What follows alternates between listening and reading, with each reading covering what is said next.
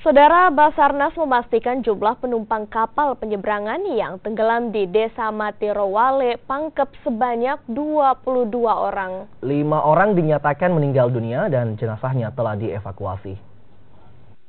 Masing-masing korban yang tewas yakni Hasmawati Nurfauzia Roskiman dan Rahmawati yang merupakan warga Desa Parendreng Sigeri. Sementara 2 korban lainnya, Ramla dan Mulyanti, merupakan warga Flamboyan Pangkajene Pangkep. Dari informasi yang beredar sebelumnya, 6 korban dinyatakan tewas dan belum diketahui identitasnya. Setelah dilakukan penelusuran alamat dan berdasarkan keterangan korban yang selamat, rumor 6 korban yang belum diketahui identitasnya tidak terlacak alias fiktif. Hingga kini jumlah korban selamat yang berhasil ditemukan 13 orang, sementara 4 orang dari jumlah total 22 penumpang hingga kini belum diketahui nasibnya. Saat ini, tim SAR masih melakukan pencarian di sekitar bangkai kapal. Itu sementara dan hasil kami sudah ambil data semua dari BNPB, sudah itu dari kepolisian.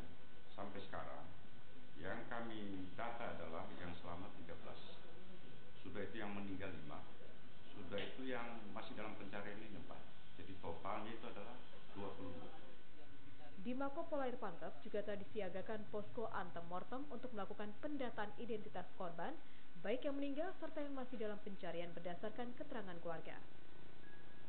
Hermanto Comba, Kompas TV Pangkep, Sulawesi Selatan.